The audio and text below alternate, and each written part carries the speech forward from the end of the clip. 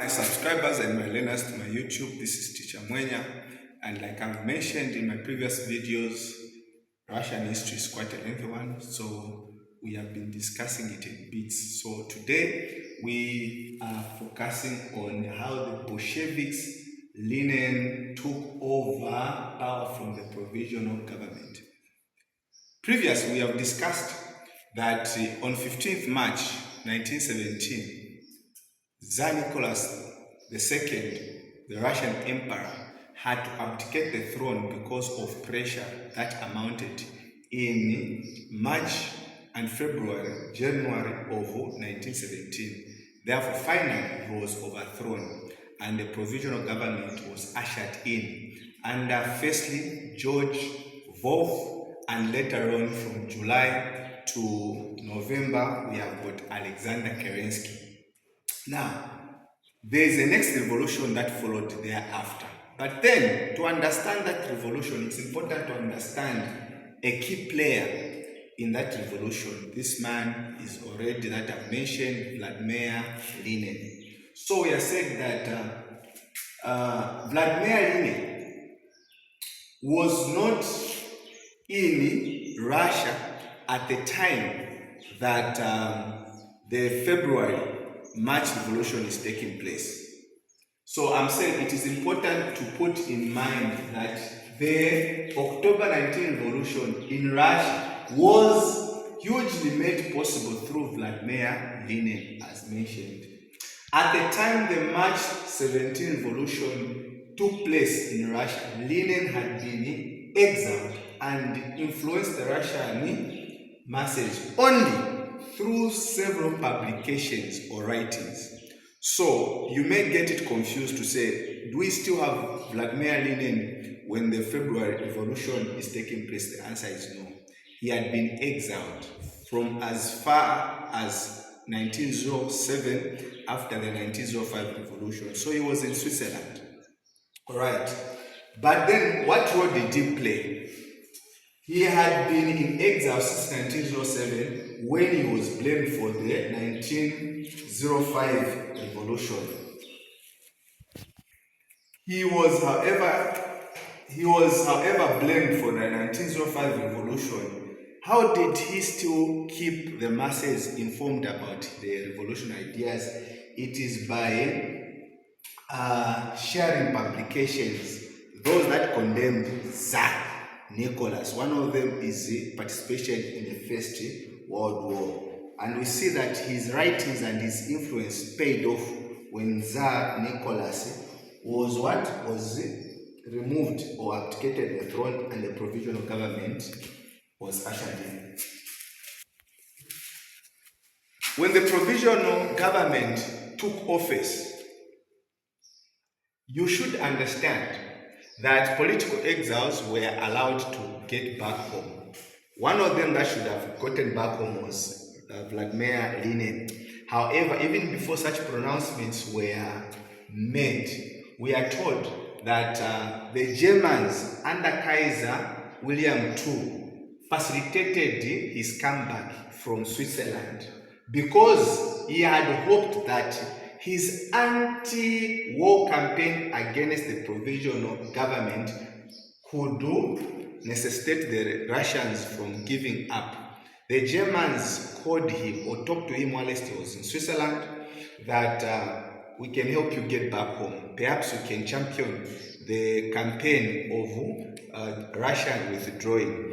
Therefore, they facilitated everything. And he did come back on April 16th. Or April 6th rather.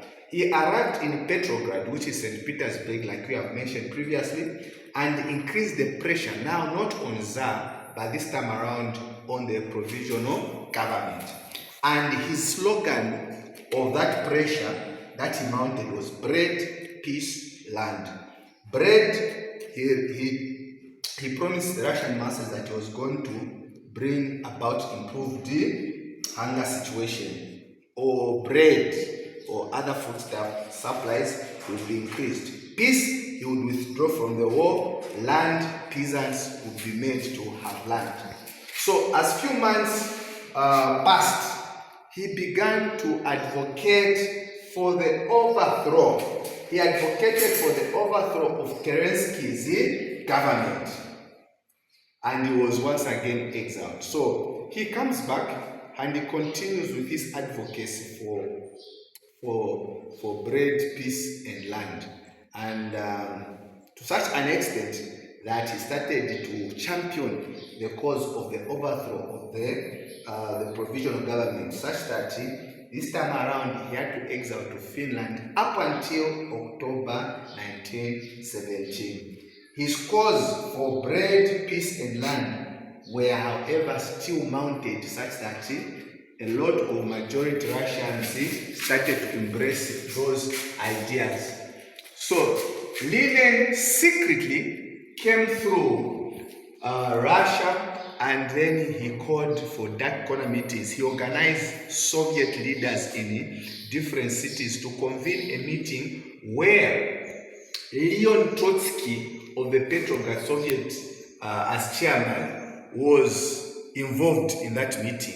At this meeting that they organized in October, they made a decision that the only way to overthrow the provisional government is by a full-scale armed Soviet takeover.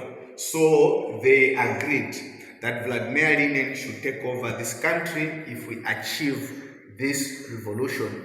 They also agreed that the only way to overthrow Kerensky's government or the provisional government is by using arms or taking up arms, force, that is. So it had become very clear that Bolsheviks had only one way possible to do it, and that is to use arms or rather force.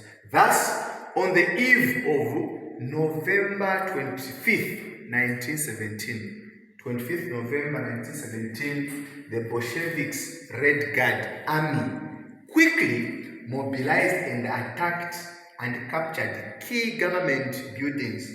In any war, in any warfare, when you attack key government institutions, it means that you have an advantage. So what are some of those buildings that the Bolsheviks took over?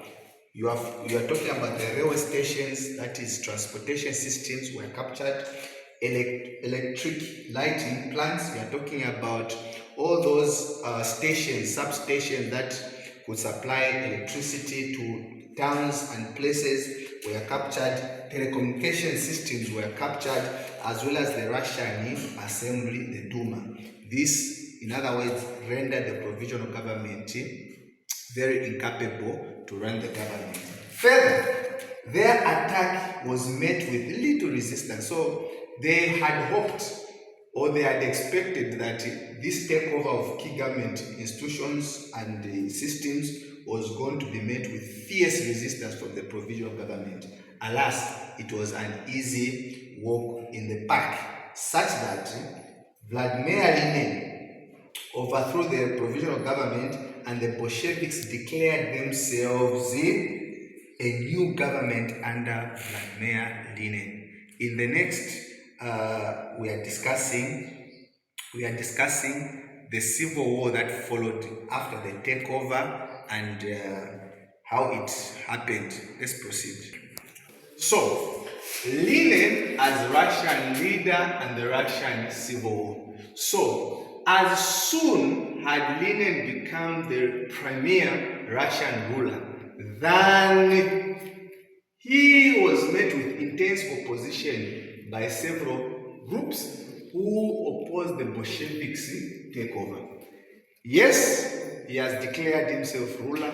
Yes, the Bolsheviks have formed new government, but not everyone is happy. Not everyone is happy.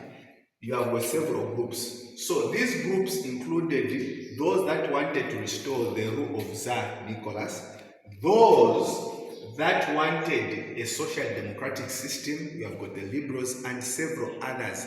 These opposed to the Bolsheviks' takeover. As such, the Bolsheviks resisted the takeover by this opposition, and by March 1918, They even changed the name of the party from the Bolsheviks party to the Communist Party. It was for the first time we have a communist government in Europe. First of its kind under the Marxist views that he advanced in Europe. Between 1917 to 1921, the communist government in Russia under Vladimir Lenin fought running battles with the opposition in what is called Russian Civil War. So Russian Civil War takes place from 1917 to 1921. The communist government, which is formerly the Bolsheviks, were under the commander Leon Trotsky, whose leadership proved very crucial to the victory of the Communist Party. The Communist Party army were called the Reds. The Communist army were called the Reds. This color was actually taken from the revolutionary associated color. Red was usually the color. You know, political parties have got colors they're associated with. So the revolutionary leaders, usually they picked on red. So that's why they were called the Reds. While the opposition took the color which was called the Whites.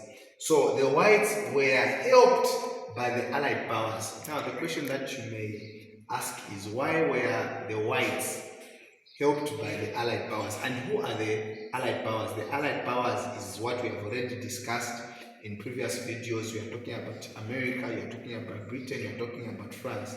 These looked forward to a Russian government or a Russian society that was capitalistic in nature or democratic in nature. So what Vladimir was advancing or setting up in Russia was to their opposition. So they did not appreciate it. Therefore, they helped the Whites, who still, even if they were helped, they were conquered. So the Whites were helped by the Allied powers, but even that could not stop the determined Reds to win. Finally, by 1921, the Whites finally defeated the opposition. Therefore, from 1921 going up, we have got Vladimir Lenin, who takes charge as the premier ruler of Russia. In the next video, we shall conclude on the reforms that Vladimir Lenin put up from his slogan, Great Peace and Land. Did he achieve these things? And who took over even as he died? Because his rule was short-lived. Until next time, Teacher Munya, bye.